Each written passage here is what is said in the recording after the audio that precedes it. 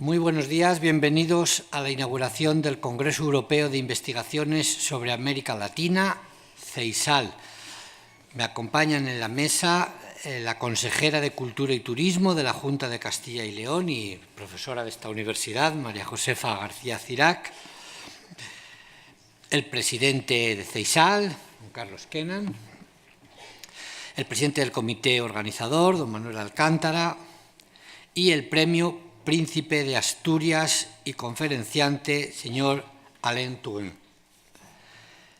Tiene, en primer lugar, la palabra don Carlos Kennan. Adelante. Sí, muy buenos días. Permítanme saludarlos y, al hacerlo, agradecer a la Universidad de Salamanca en nombre del CEISAL, del Consejo Europeo de Investigaciones de América Latina, y a su rector, Daniel Hernández, por acoger este congreso de CEISAL.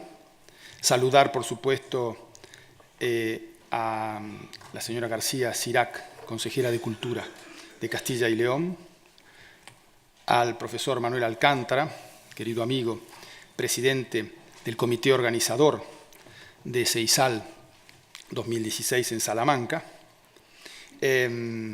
A través de él también saludar a Mercedes García Montero, directora del Instituto de Iberoamérica, y con ella sus equipos y demás participantes de ese comité organizador con el cual hemos interactuado muy eficazmente, a la secretaria entonces del Instituto, Patricia Marenghi, a Miguel Carrera, también miembro del comité organizador, querido amigo también, exdirector del Instituto de Iberoamérica, expresidente de CEISAL, igualmente.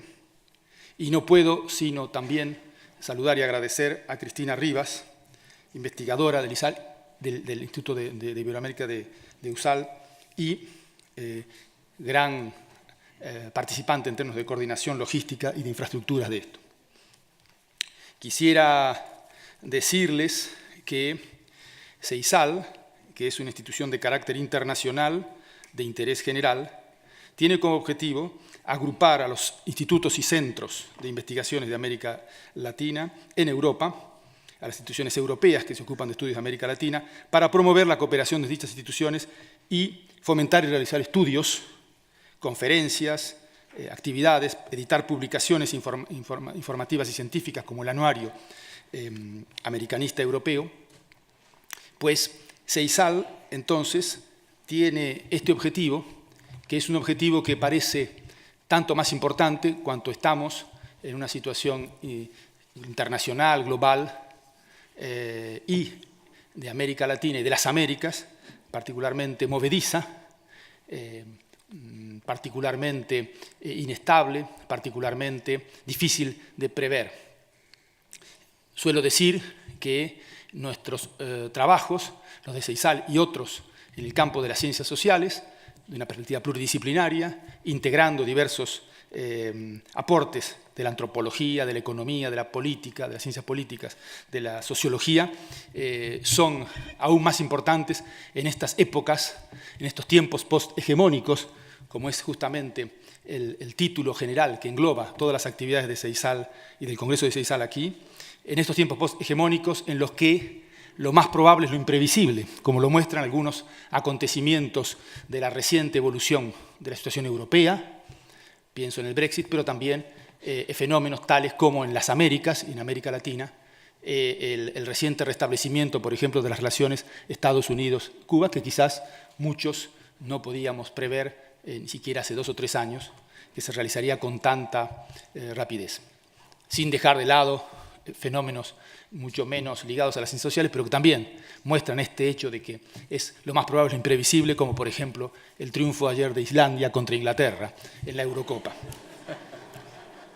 Entonces, con todos estos elementos, no puedo sino terminar diciéndoles que CEISAL se complace de estar aquí y, de hecho, vamos a aprovechar, y con esto termino, señor rector, esta oportunidad de encontrarnos aquí en CEISAL, en el Congreso de Salamanca, que se efectúa 20 años después del primer Congreso de CEISAL, en 1996, que se realizó aquí en la Universidad de Salamanca, aunque CEISAL existía y existe desde los años 70, en aquel momento, en el 96, se concretizó el primer Congreso, pues justamente decirles que vamos, además de desarrollar las múltiples actividades científicas que están en el programa, con una gran riqueza y presencia de alrededor de 1.500 investigadores y profesores y interesados en la evolución de América Latina y de las Américas y su relación con Europa en el campo pluridisciplinario que mencioné, pues vamos a realizar a las 11 horas en la Hospedería Fonseca, en el aula menor, un encuentro justamente de la memoria histórica para recapitular, analizar y proyectarnos hacia el futuro, justamente desde la perspectiva de CEISAL, cómo hemos evolucionado, cómo ha evolucionado la institución, qué enseñanzas se pueden sacar de esto, desde los años 70, con ese doble aniversario, 1976 la creación de CEISAL y 1996 el congreso aquí, donde estarán algunos de los investigadores que han estado en ese proceso histórico desde los comienzos, o en algunos de ellos desde etapas muy tempranas, como el profesor Antonio Colomer, de la Universidad Pontificia de Valencia, como, aunque no estará presente, el profesor Pierangelo Catalano, de la Universidad de Roma, como Giovanni Lobrano, de la Universidad de Sassari, como Vladimir Davidov, de la Academia de Ciencias de Rusia, pues estaremos allí para también tener en cuenta la evolución histórica de CEISAL y cómo esta institución ha tratado de aportar al mejor conocimiento y análisis científico desde las ciencias sociales de América Latina. Una vez más, muchas gracias a la Universidad de Salamanca por recibirnos aquí hoy. Gracias.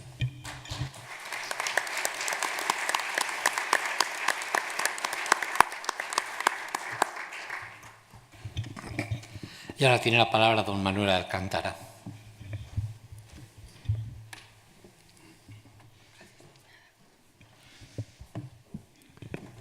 Muy buenos días, señor rector, señora consejera García Cirac, antigua estudiante mía, querido amigo Carlos Kenan, querido profesor Turén, estimadas autoridades, colegas, amigos, amigas. En primer lugar, quiero, en nombre del comité organizador del Congreso de CEISAL, dar mi más cálido agradecimiento a la Universidad de Salamanca, en la figura del rector aquí presente, por todo el apoyo que la Universidad de Salamanca ha brindado para la celebración de este congreso. Y en el seno de la Universidad de Salamanca, lógicamente, al Instituto de Iberoamérica de esta universidad, que es una punta de lanza del latinoamericanismo de la universidad. Y digo una punta de lanza porque hay mucho más latinoamericanismo dentro de nuestra universidad que el Instituto de Iberoamérica.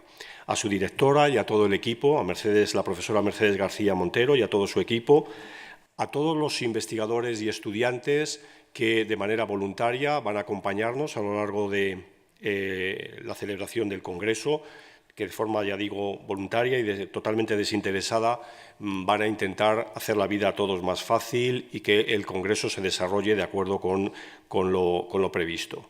Sé que estamos rompiendo digamos, una lanza en favor de la sostenibilidad y que por eso no hemos decidido tener un programa escrito.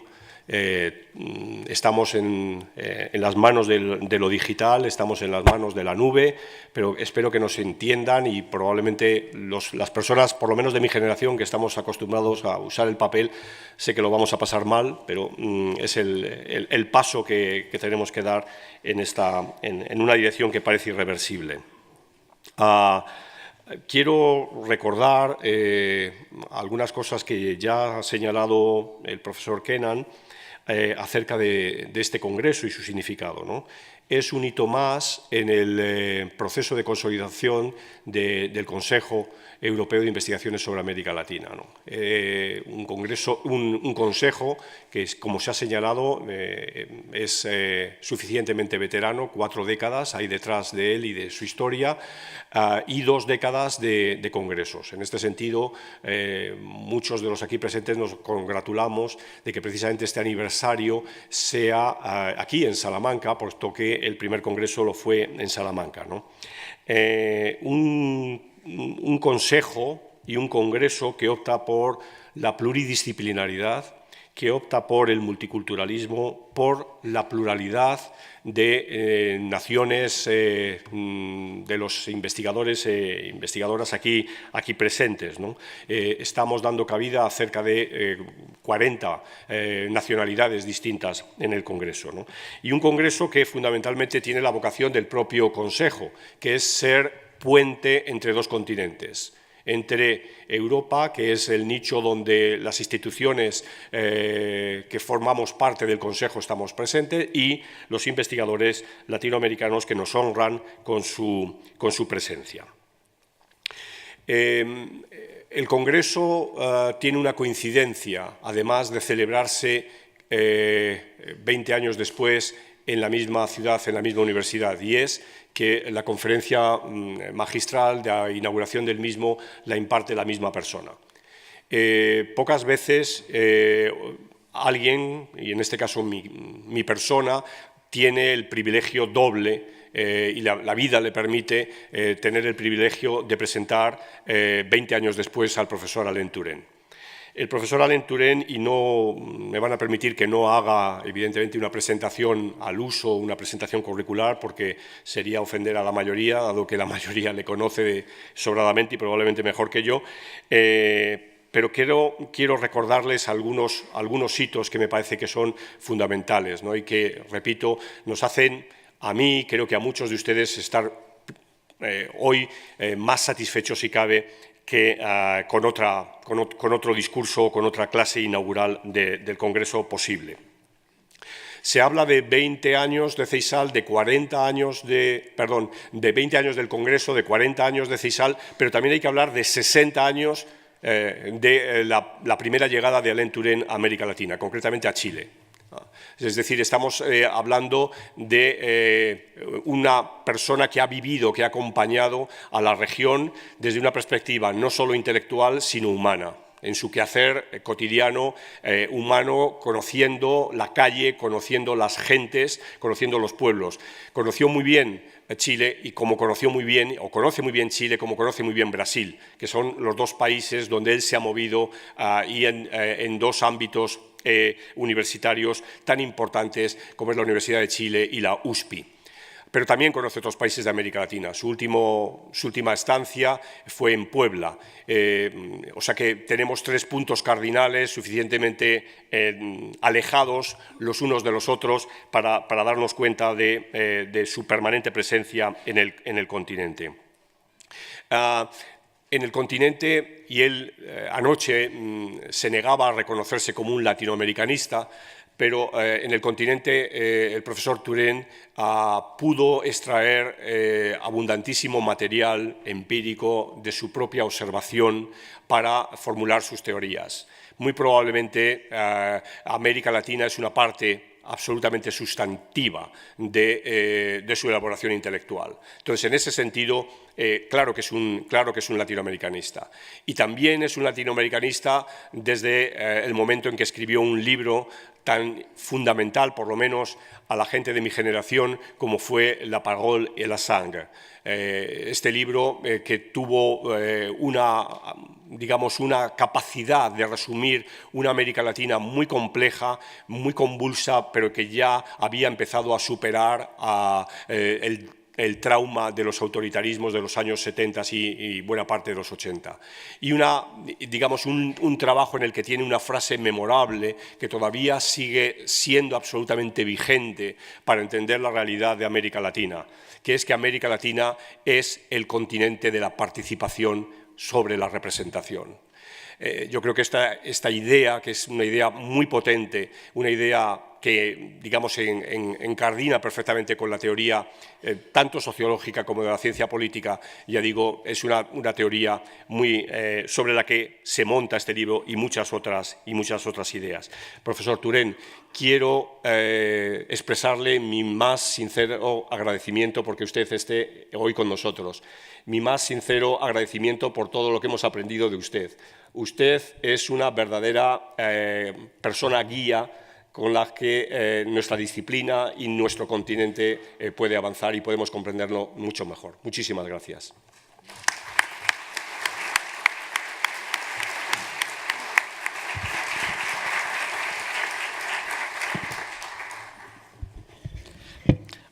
Bien, pues ahora es efectivamente el turno del profesor Alain Touraine.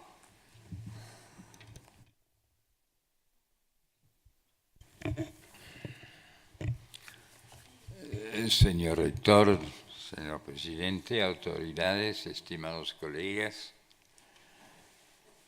es muy claro lo que debo hacer ahora. Me han invitado por la primera sesión, me invitan 20 años después. ¿Qué ha pasado entre estos dos momentos durante estos 20 años? A nivel latinoamericano, pero aún más importante a nivel general. Porque si una cosa es muy clara y no se puede discutir, es que la sociología latinoamericana hoy en día es una parte importante, central de la sociedad mundial. Entonces, todo lo que se dice de la sociedad latinoamericana se puede decir del resto de la sociedad mundial. Entonces, ¿qué ha pasado? ¿Cuáles son los cambios fundamentales, no en las sociedades, sino en el pensamiento? Porque el pensamiento manda los cambios materiales y no al revés.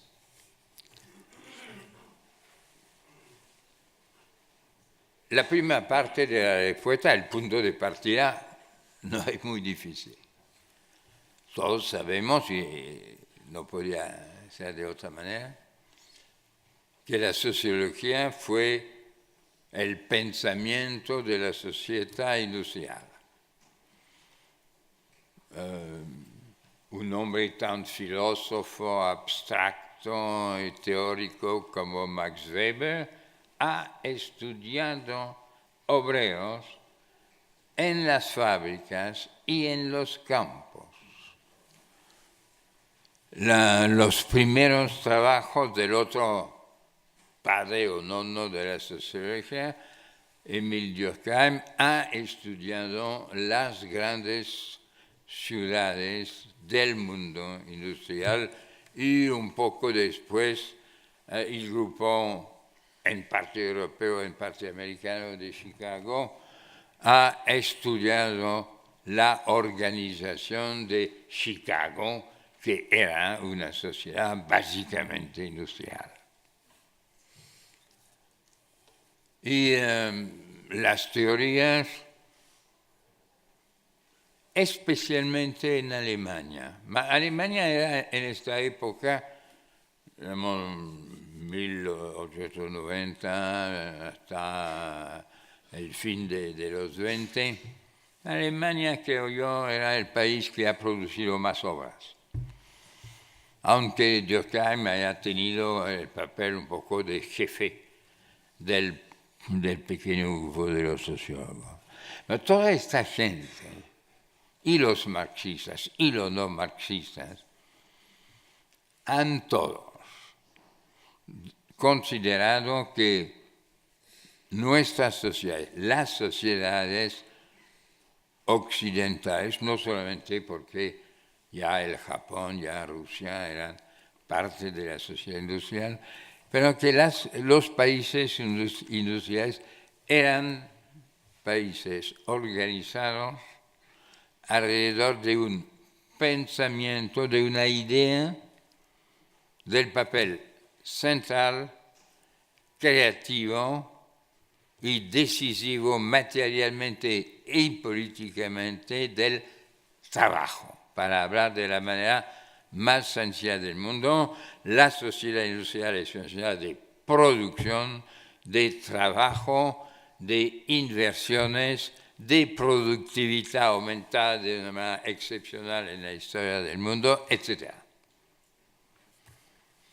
Los economistas clásicos, los economistas marxistas, todos los socialdemócratas o Labour Party o socialistas de un tipo u otro de Europa o de América Latina, que eran numerosos, todos estaban de acuerdo que la base, el tronco del árbol es la producción industrial y sin necesariamente un determinismo económico, pero que la base de todo es la actividad económica, no como tipo de actividad, sino por su capacidad de crear cambios.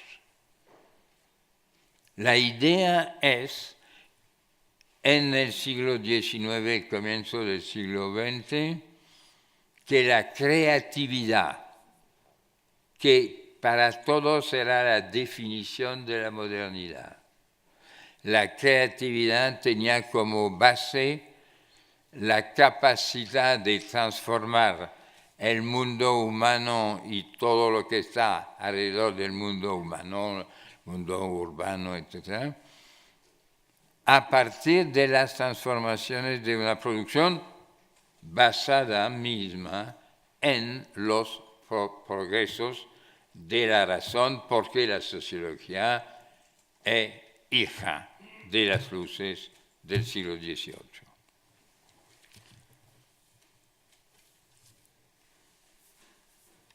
Después de la Segunda Guerra Mundial, en Europa la sociología era o prohibida, lo que era el caso más frecuente del mundo nazi al sistema soviético,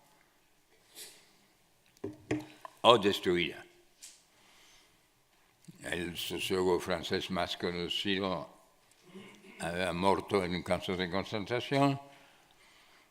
Muchos habían salvado su vida en Estados Unidos o en Canadá o algunos en Inglaterra, etc.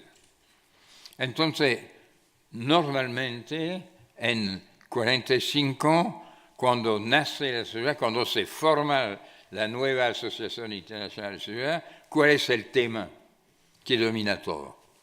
Sociedad del trabajo. Y es mi maestro personal, George Friedman, que fue el maestro principal de esta transformación, y es a este presidente de la Asociación Nacional que el rector de la Universidad de Chile pidió que le enviara un joven ignorante, si es posible, no de más, no demasiado, pero para crear un instituto de sociología y después en otras partes. Eso no merece ningún comentario, es obvio. 20 años después, ¿cuál es la situación? ¿Cuál es la situación? Volveré sobre lo que acabo de decir, pero hay que tener una visión clara del punto de partida y del punto de llegada.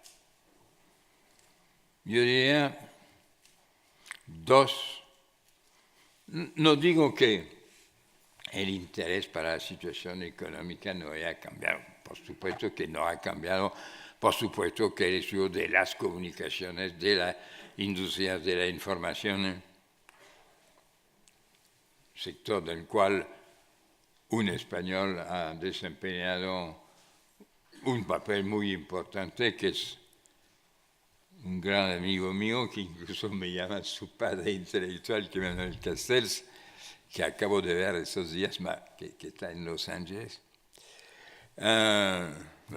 muchas veces en Barcelona también.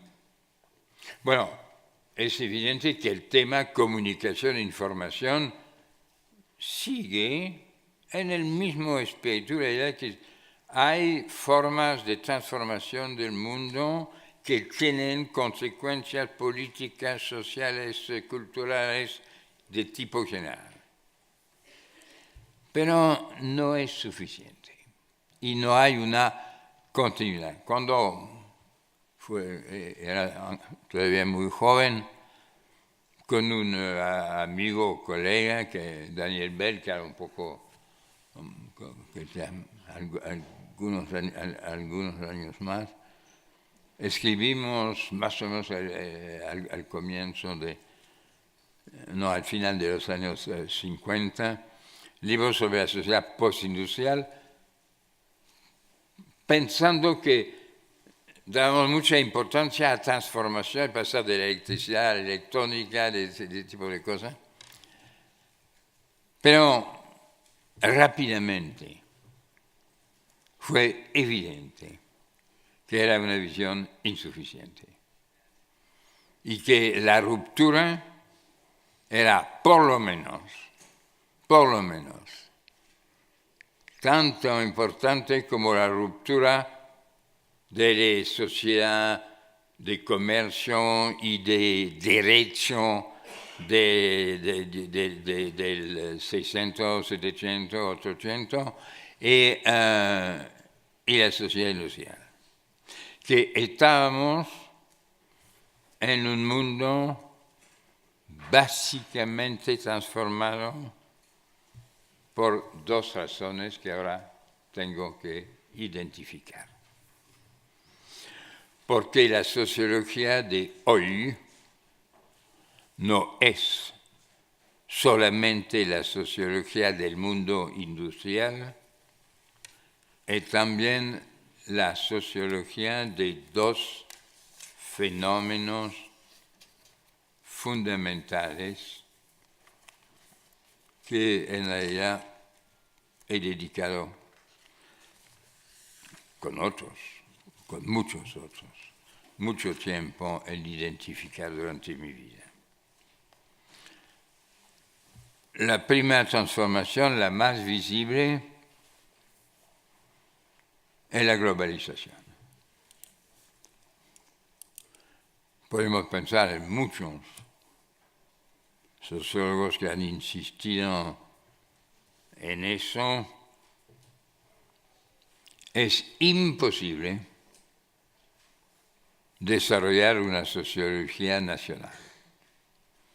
Escribir una sociología de Alemania o del Perú es útil de un punto de vista escolar o administrativo.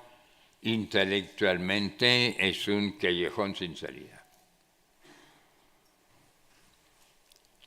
Entonces, la globalización, yo diría, para todo el mundo, el padre o el sociólogo que ha desarrollado con más fuerza esta idea es Ulrich Beck, que desgraciadamente murió poco tiempo atrás.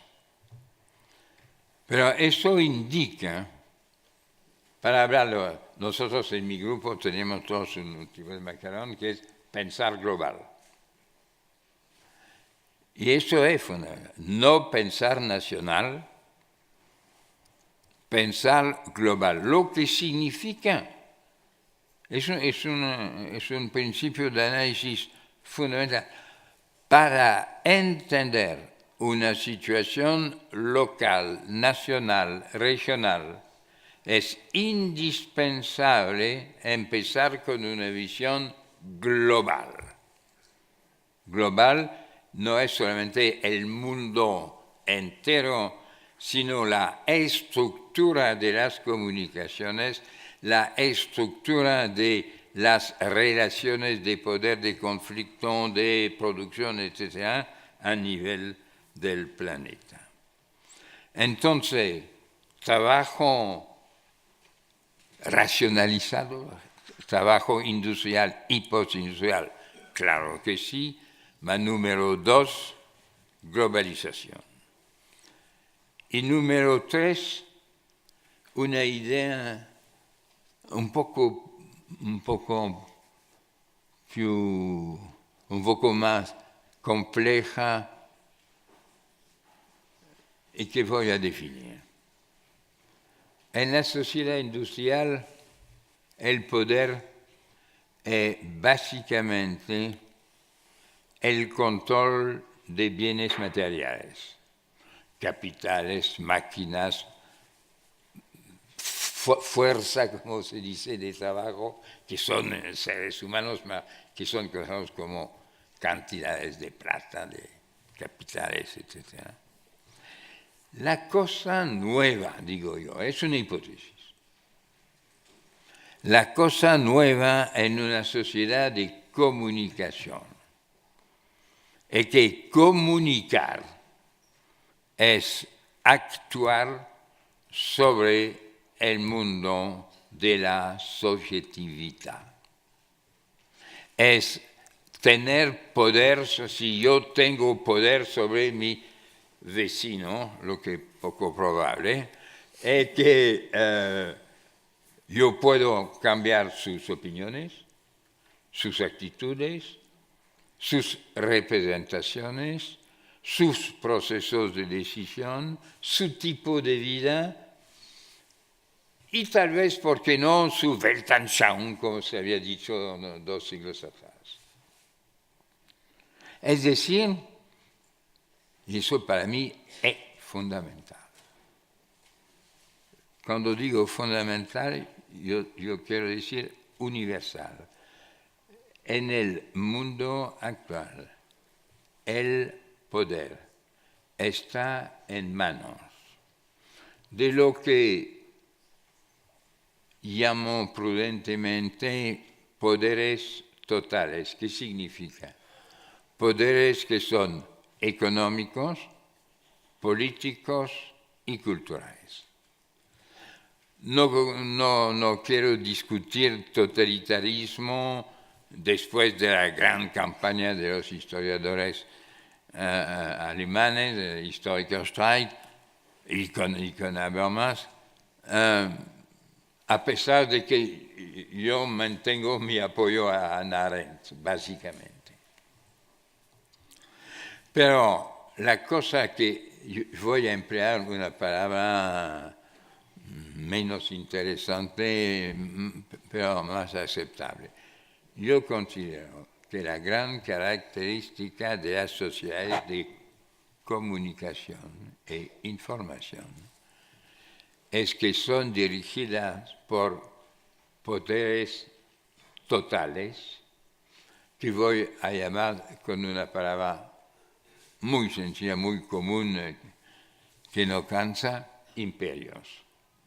Y para mostrar que no es una palabra en el aire, yo hago y aquí la hipótesis que existen solamente 3 imperios en el mundo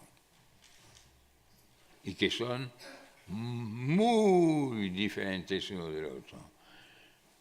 El primer imperio, menos discutible, es China, poder económico, segunda potencia mundial, poder político, país totalitario con un partido comunista único que tiene todos los poderes, y poder cultural porque se consideran, de buena o mala fe, no me importa, como representantes del pensamiento, del materialismo histórico, del marxismo, etc.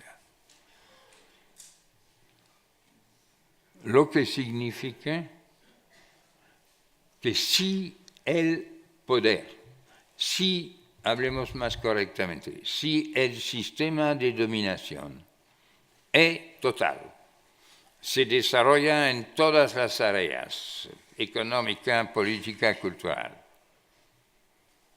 no se puede hablar de movimientos sociales, como yo utilizo la palabra desde hace 60 o 100 años. No. El movimiento social, por ejemplo, el movimiento obrero, en la sociedad industrial es el movimiento obrero que lucha por derechos sociales, leyes sociales, a través de sindicatos, de partidos, de huelgas, todo lo que sabemos desde la era de 3 años. Adesso, frente a un poder total, al poder total de un imperio, y voy porque olvidé pequeño detalle el nombre de los 2 demás imperios, aparte de China, y es una cosa divertida. La oposición tiene que ser total.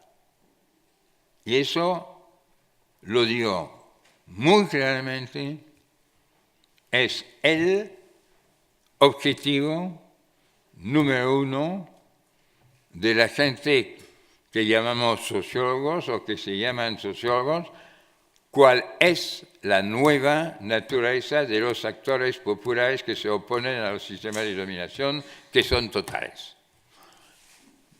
Paso atrás. Yo mencioné China porque es obvio. Un segundo ejemplo que es muy interesante, que parece obvio y que no lo es. Estados Unidos. Estados Unidos no eran un imperio. Raymond Aron dijo es una república imperial. Creo que era un poco más inteligente. Pero en realidad, los Estados Unidos eran básicamente el resultado del American Dream. Era una visión del mundo, era una esperanza para todos los emigrados del mundo. Y a partir de Bush II y hasta Obama, es decir, como consecuencia de lo que ninguno de nosotros ha olvidado, 9/11, 2001, la destrucción de las torres, más de 3.000 personas ejecutadas, matadas en condiciones horribles, salvajes. Y a partir de este momento llegó al poder una ideología que no tiene nada que ver con el American Dream, que es lo que se ha llamado la ideología de los neocons, los neoconservadores, muchas veces hijos de liberales de mi generación. Pero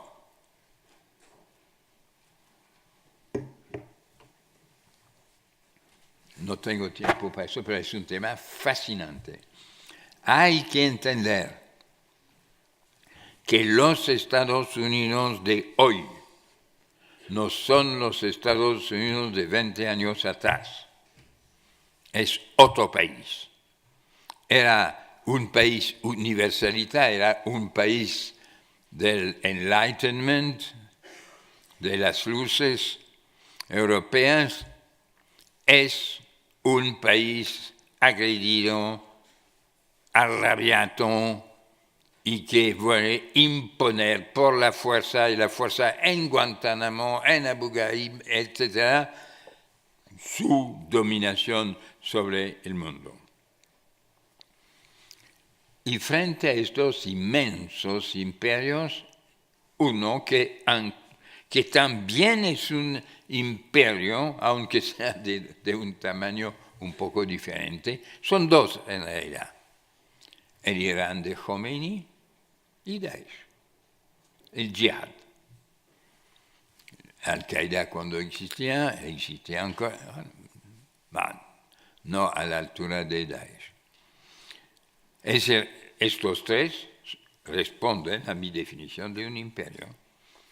Hay un poder económico, porque todo es lleno de petróleo. Hay un poder político. Daesh es un califato, es un Estado. Hay un ejército de 50.000 personas. Hay como 10.000 europeos voluntarios que están en Siria, en Irak, etc. Y es un movimiento musulmán, por definición, no es una religión, es un poder religioso. Entonces, lo que digo es que si ustedes aceptan lo que me parece difícil no aceptar, que los tres elementos básicos del mundo de hoy es una producción científica y racional, uno, un sistema económico globalizado, dos, un poder total o de inspiración totalitaria, pero no necesariamente, Estados Unidos no son un país totalitario, obviamente, pero que necesitan un nuevo tipo de movimiento. Y este nuevo tipo de movimiento, ¿qué puede ser? Puede ser la defensa de lo que es universal, de lo que es propio del mundo entero a través de sus formas más adelantadas. Es decir, y eso es, en mi opinión, la transformación más profunda, más fundamental de todo, la base de todo, la formación de todos los actores, la movilización de todos los recursos, la organización política, militar, social, etc., todo está dirigido no hacia la acumulación de bienes materiales, sino orientado hacia lo que llamo de una palabra que quisiera difundir en el mundo entero y que considero como la base de una sociología de hoy a través de un esfuerzo de subjetivación, es decir, de formación dentro de un grupo o dentro de un individuo, de una conciencia de ser un ser humano con creatividad y libertad y con capacidad y deber de crear acciones que aumentan o defienden la creatividad y la libertad de sujetos humanos, no de ciudadanos, no de trabajadores. Sí, ciudadanos, sí, trabajadores, pero encima de todo, de sujetos humanos con derechos que son universales. No el derecho a comprar una Ferrari, no. Derecho a la libertad, derecho a la igualdad y más que nada, y será mi última palabra de introducción, de derecho a la dignidad humana, que es una palabra que se escucha en el mundo entero. Menciono una persona que lo utiliza cada 4 palabras, que es el Papa actual. Otro era Mandela, que lo utilizaba 4 palabras. Son referencias de cierto peso. Y que indica que el mundo de hoy, como le había dicho de verdad un poco en el aire André Malraux hace, no sé, 60 o 80 años, el nuevo siglo no será un siglo religioso, como dicen algunos, sino un siglo de lo espiritual. Y yo diría que las grandes batallas, los grandes debates, los grandes conocimientos, incluso del cerebro humano, son objetivos, metas que están directamente relacionadas con la creatividad. Un libro muy conocido de un neurólogo entre los mejores, que es un portugués, pero que vive en California, How Self Comes to Mind. Self. C'est como la conciencia viene al yo, al me. Ahora, he dicho sin mencionar casi América Latina, he dicho casi todo, porque resulta, curiosamente, de manera interesante, que mientras América del Norte, mientras Europa estaban realmente en la punta para esta sociología clásica del mundo industrial, hay una parte del mundo de la cual voy a hablar, y voy a hablar únicamente de esta. América Latina no ha nunca, salvo pequeños detalles, salvo yo a decir cuál es la excepción, pero América Latina no ha nunca examinado una sociedad como sociedad industrial o preindustrial o no sé qué. América, como ustedes lo saben mejor que yo, ha siempre defendido dos ideas fundamentales y que son parte del bien común de todos los sociólogos del mundo, que son básicamente, primero, la idea que fue tal vez europea, pero muchos siglos atrás, la idea de la vida social considerada como un sistema de participación y distribución. Ahí yo digo América Latina, pero es la invención de país por país. Todos sabemos que el campeón del mundo de esta idea es Argentina.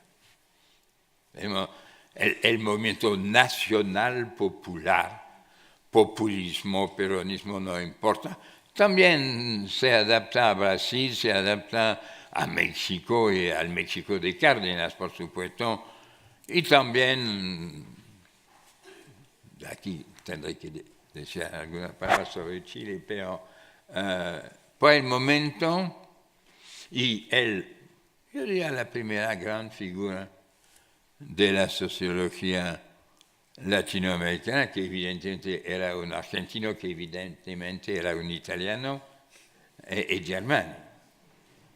¿Y cuál es la teoría de Germani? No voy a decir, es que una sociedad pasa de un cierto grado de integración a otro grado de integración más amplio a través de un periodo de crisis estructurales. Y la segunda idea, que soy seguro de no equivocarme, que todos ustedes, todos, sin ninguna excepción, conocen mejor que yo, es la idea de la dependencia. Hemos combatido, no siempre en el mismo campo, pero fue durante por lo menos 30 años el tema central de 95% de los debates intelectuales de América Latina. Y en la práctica, el mundo de las guerrillas, etc. No digo que los países latinoamericanos han pensado solamente en términos de guerra, es decir, de dependencia de lo que pasa a nivel global. Cuando me refiero a eso, estoy pensando a nivel global, evidentemente a Bandung. Bandung, los héroes de Bandung no son latinoamericanos, son Sukarno, Nasser, todavía.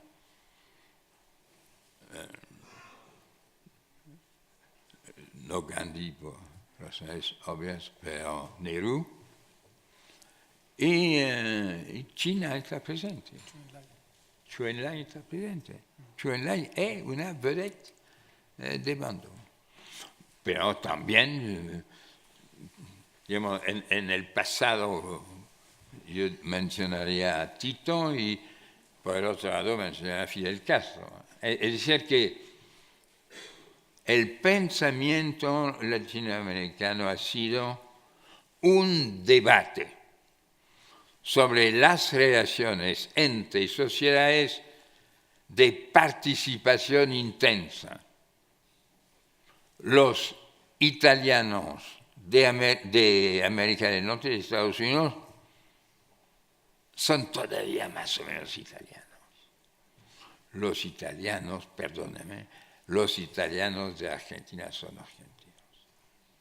no han aceptado el italiano como segunda lengua oficial, y toda la vida cultural intensa de esta población italiana fue utilizada como manera de integrar Argentina al mundo de las grandes potencias europeas. Lo que es otra cosa. Es decir, que ¿cuáles son las relaciones entre la dualidad, la dualización, que es la consecuencia de la dominación externa? Título de mi libro, sí, en francés y en portugués, la palabra y la sangre. Desgraciadamente, el editor español, ese día no había inspiración y escribió una estupidez como estructura social y poder político en América Latina, la cosa más horrorosa del mundo. Bueno, pero no importa, el contenido es el mismo.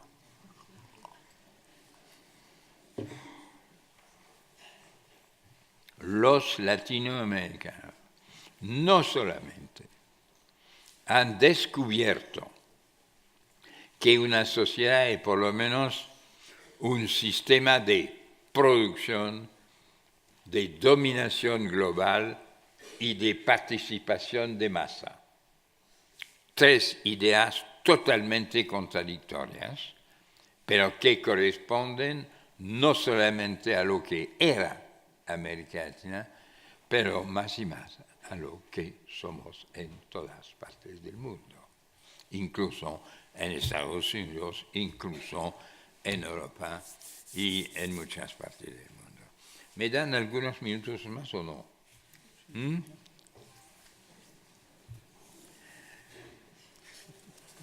Lo que indica, última, yo quisiera mencionar una cuarta dimensión porque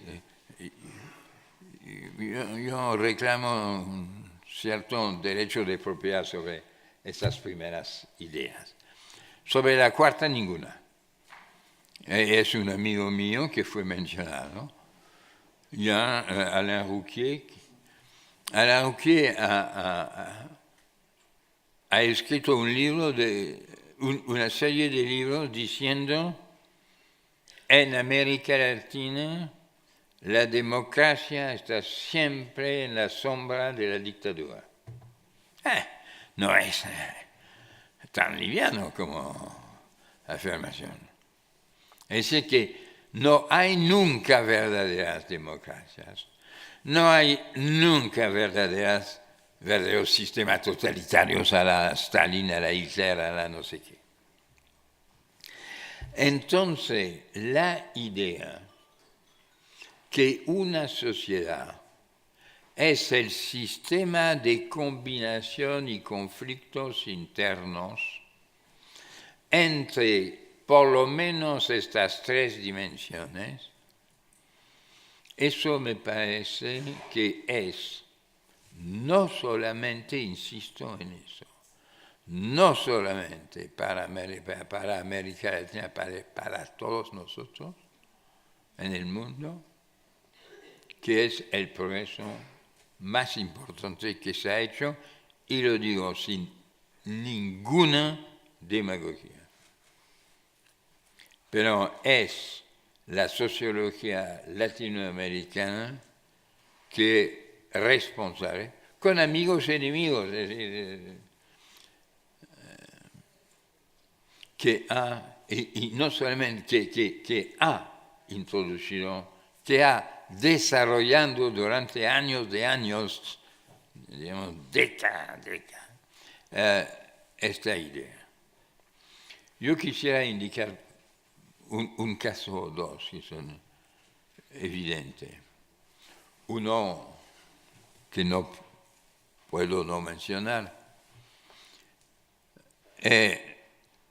¿cuál es finalmente la interpretación que se da de Salvador Allende, que es una de las figuras más simbólicas ¿Qué fue la UP? 70-73. La única respuesta aceptada, y hemos discutido mucho, especialmente para los 30 años, y con Isabel en Saint-Denis, no lejos de París, es el tema, hay que pensar la cosa en términos muy precisos. Primero, como todo el mundo sabe, hay dos componentes en conflicto, hay dos grandes partidos, el partido que apoya a Allende, que es el Partido Comunista con la central sindical, la CUT, partido que llamaría de cierta manera institucional o dentro de los marcos institucionales, y por el otro lado el Partido Socialista en chileno se pronuncia en España o en Francia trotskista. Pero se trata de una cosa totalmente distinta, que había una guerra civil, llamaba a las armas sin haber armas, pero era y guerrilla y democratización son dos tendencias opuestas, contradictorias, pero inseparables en el continente. Y yo puedo, como supongo que debo entregar la palabra, yo quisiera ahora ir más rápidamente y decir, este momento, el momento Bandung, alianza del segundo mundo con el tercer mundo contra el primero, fue el mundo de la fuerza mayor teórica y práctica más grande de América Latina. Eso no ha durado tanto porque ha desaparecido la Unión Soviética y a partir de, digamos, 91 para un pequeño homenaje a Yeltsin, que ha suprimido el Partido Comunista ruso, empieza otro mundo, el mundo de la subida de la hegemonía americana, mientras China no es todavía candidata, pero el mundo, ya Rusia, la Rusia de Putin no es un imperio, como era la URSS de Stalin o de Khrushchev o de Brezhnev. No. Y en esta situación, yo diría que América Latina ha hecho la misma cosa que durante el periodo ruso, que es el periodo de Fidel, que es el periodo de Algeria, etcétera, de Nasser, etcétera. Es decir, que a América Latina durante este periodo ha dado una preferencia, ha dado la prioridad a la reconstrucción del modelo americano.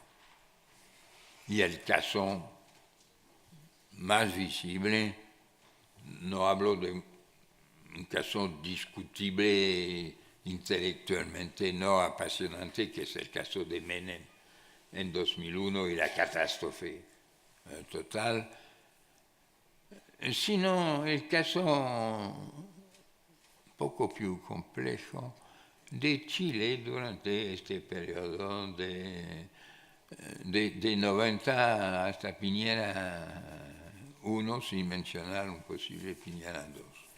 Allora, prioridad absoluta a partir del caso chileno, claramente del año 83, es decir, 10 años después. no es un acontecimiento producido por estos valorosos oficiales tan civilizados, no. Después de 10 años de crisis, movimiento sindical, mi amigo Gabriel Valdés se baja a la calle, etc. Y Chile empieza su subida, que es el gran éxito mundial. Pero en otros países hay éxitos importantes. Y en muchos países de otro continente, España es un caso muy importante de un enorme éxito de modernización acelerada e inteligente. Allora, como devo terminar, infelizmente, para mí, la conclusión, ¿cuál puede ser? La conclusión, le voy a decir. Primo, yo quiero decir dos cosas, dos frases. La primera es que durante el periodo que llamó Bandung, el modelo soviético, América Latina pierde terreno con las guerrillas, con las dictaduras militares, etc. Segundo, durante el periodo americano, América Latina, salvo Chile si uno quiere, pierde más terreno aún, es decir, que el resultado de estos 20 años es la fragmentación, la incapacidad de imaginar un sistema de integración de los 3 niveles de análisis que he mencionado y para terminar, porque un símbolo impresionante, la catástrofe brasileña, pero yo pondría la catástrofe mexicana al mismo nivel, en términos de muertos a un nivel superior. Y es decir, y eso es mi última palabra, y es una demanda en realidad. Es posible que a partir de esta descubierta genial de los latinoamericanos, de las 3 dimensiones, no solamente la dimensión estructural descubierta por los europeos y después los americanos, sino los procesos que no corresponden a la estructura. Eso es lo que es genial en la práctica y en la teoría de los latinoamericanos. Populismo, dependencia y clase. Clase, eso es un poco, solamente una palabra, se mantiene el tema de clase en la parte que me gusta más en el mundo, que es el mundo de los mineros. La conciencia de clase en América Latina, los mineros en México, los mineros en el Perú, y mis mineros personales en Lota Coronel y Alta Parte en Chile. Ahora, nosotros sociólogos, ¿cuál es nuestro trabajo? La dominación del sistema global, de los imperios. Ningún imperio en América Latina, ningún imperio en Europa. El único imperio de la Inglaterra se va con el imperio americano. Nosotros, europeos y latinoamericanos, podemos inventar una manera de reunir, de recombinar las 3 dimensiones, de volver a dar más peso a la acción de los actores. Lo que los europeos, marxistas o no marxistas o liberales, habían hecho en el siglo XIX. no han progresado como han progresado los demás, pero la gran sociología central del siglo XIX, comienzo del siglo XX, sigue siendo válida. Ahora, ¿qué podemos hacer? Yo quisiera no dar una respuesta porque necesitaría por lo menos 4 o 5 horas y yo prefería que usted tenga la bondad de dedicar algunos minutos durante estos días a buscar una respuesta razonable a esta pregunta. Gracias.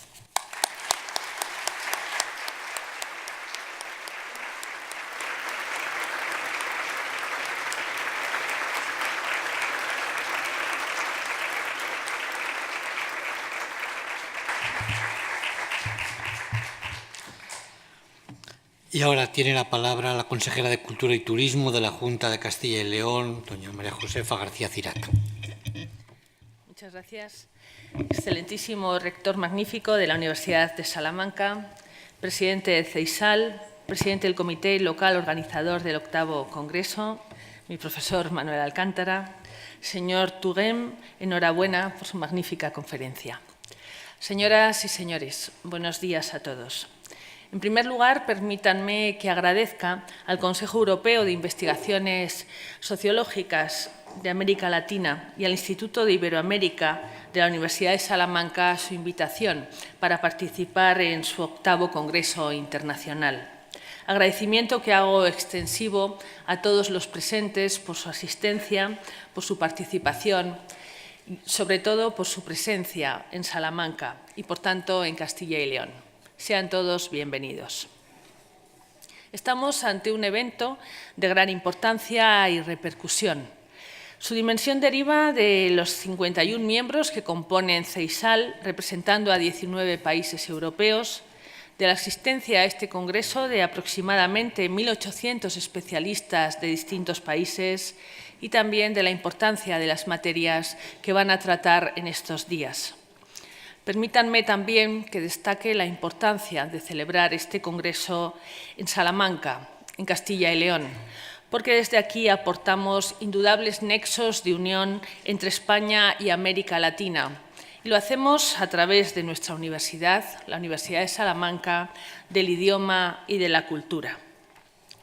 Todos ustedes conocen la influencia histórica de esta universidad a lo largo de los siglos, que ha traspasado las fronteras de nuestro país. Muestra de ello es, como saben, que las cartas fundacionales de la Universidad de Salamanca sirvieron de modelo en la configuración de numerosas universidades americanas creadas entre los siglos XV al XVII, lo que la convierte en una de las instituciones universitarias con mayor trayectoria e influencia de la historia.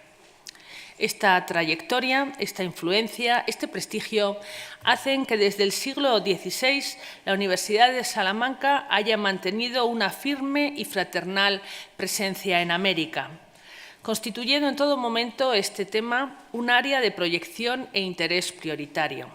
En la actualidad, este nexo, este vínculo estrecho entre la Universidad de Salamanca y las universidades de América Latina y de Portugal se refleja en el trabajo realizado a través del Centro de Estudios Brasileños o del Instituto Universitario de Iberoamérica, que buscan contribuir a un mayor y mejor conocimiento y entendimiento entre nuestras sociedades. Las diversas administraciones del país estamos preparando la celebración del 8º centenario de la creación de la Universidad de Salamanca. Una celebración que constituye un evento cultural, histórico y científico de primer orden para Salamanca, para Castilla y León, para España y para nuestra universidad. Universidad que el pasado mes de abril fue distinguida con la Medalla de Oro de Castilla y León, en base al conjunto de valores humanos, sociales y científicos que ha asumido a lo largo de la historia y por su leal y permanente compromiso con esta tierra, que les da hoy su bienvenida, Castilla y León. Queridos amigos, en Castilla y León entendemos también el español como elemento de identidad de esta amplia comunidad que compartimos a los dos lados del Atlántico. El sentimiento de comunidad en el idioma es precisamente la más alta expresión cultural que pueden compartir los pueblos y las sociedades. El idioma es además la estructura con la que trabaja nuestro pensamiento, el concepto con el que crea y del que se alimenta la inteligencia humana. Todo un tesoro cultural, en definitiva, que compartimos la mayoría de los aquí presentes y que representa un activo de un valor incalculable, como refrendan los datos reflejados en el último informe del Instituto Cervantes, El español, una lengua viva, del año 2015, según el cual cerca de 470 millones de personas tienen el español como lengua materna en la actualidad en todo el mundo y en 21 países es la lengua oficial. La lengua española ha sido en nuestra historia y sigue siendo una de las principales señas de identidad de Castilla y León en el exterior. Y el hecho de que ocupe el segundo lugar como lengua extranjera más estudiada en el mundo, por detrás tan solo del inglés, proyecta a nuestra región como enclave de gran importancia y potencial económico en su enseñanza. En esa idea trabajamos conjuntamente la Universidad de Salamanca y la Junta de Castilla y León. Buena muestra de esta colaboración será próximamente el cuarto Congreso del Español, que tendrá lugar a principios de julio, o de forma especial el proyecto de construcción del Centro Internacional de Referencia del Español, un centro que tendrá, entre otros objetivos, contribuir a la investigación y a la difusión cultural de la lengua española a nivel mundial. Señoras y señores, hasta el momento he tenido ocasión de destacar la universidad y el español como nexos de unión entre España y América Latina. Además, y en tercer lugar, citaba al principio de mi intervención la cultura. Y es que, gracias fundamentalmente a la lengua, tenemos un espacio cultural en común entre ambos que en Castilla y León cuidamos con esmero. Creadores de nuestra lengua, en artes escénicas, audiovisuales, cinematográficas y literarias, conforman una unidad que sentimos como propia en cada uno de los países de nuestra comunidad. Y lo mismo pasa con las tradiciones, con la gastronomía, sector, por cierto, muy en boga en la actualidad y que en Castilla y León cuidamos con esmero y que les invitamos a disfrutar. Pero, sobre todo, debemos resaltar el ingente patrimonio histórico que Castilla y León quiere compartir con todos, sus 2.200 bienes de interés cultural o sus 140 conjuntos históricos. En ellos está frecuentemente la influencia, la hermandad, la comunidad con las personas y los países hermanos de América Latina. Finalizo mi intervención reiterando mi gratitud al rector, a las autoridades del Consejo Europeo de Investigaciones Sociales de América Latina, al Instituto de Iberoamérica de la Universidad de Salamanca y el agradecimiento a cuantas instituciones y personas han desarrollado y llevado a buen puerto el gran trabajo que supone la organización y celebración de este congreso. Para ellos, para todos ustedes, para todos los asistentes, mis deseo de una grata estancia entre nosotros en este congreso, en esta magnífica Salamanca, en Castilla y León, con mi deseo de que estos días sean sumamente provechosos para ustedes, tanto a nivel profesional como personal. Bienvenidos a Castilla y León. Muchas gracias.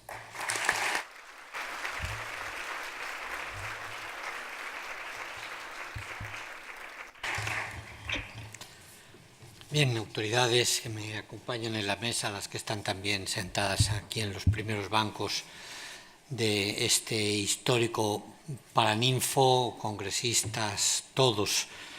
En primer lugar, muy buenos días, muchas gracias por estar todos aquí. Quiero agradecer todas las intervenciones de las personas que me han precedido en el uso de la palabra, singularmente, naturalmente, la conferencia del profesor Alain Touraine, que ha contribuido a hacer más interesante y más relevante este encuentro que hoy inauguramos. Naturalmente, tienen que ser mis primeras palabras de bienvenida a todos ustedes a este viejo estudio salmantino, a esta institución 8 veces centenaria que tiene explícitamente incluido en sus estatutos la obligación de la colaboración y el estudio de todos los problemas que tienen que ver con Latinoamérica. Se ha dicho aquí con mucha precisión y muy oportunamente que la Universidad de Salamanca tiene una vinculación histórica muy importante con Latinoamérica, de la que estamos orgullosos y en la que seguimos permanentemente implicados. De hecho, todas las cuestiones relacionadas con Latinoamérica forman uno de los ejes principales de la celebración del 8º centenario de la Universidad de Salamanca, aquí mencionado, que tendrá lugar en 2018, pero en el que llevamos ya implicados algún tiempo organizando actividades, exposiciones, publicaciones, haciendo trabajos para hacer la gran universidad de los siguientes 800 años de nuestra historia.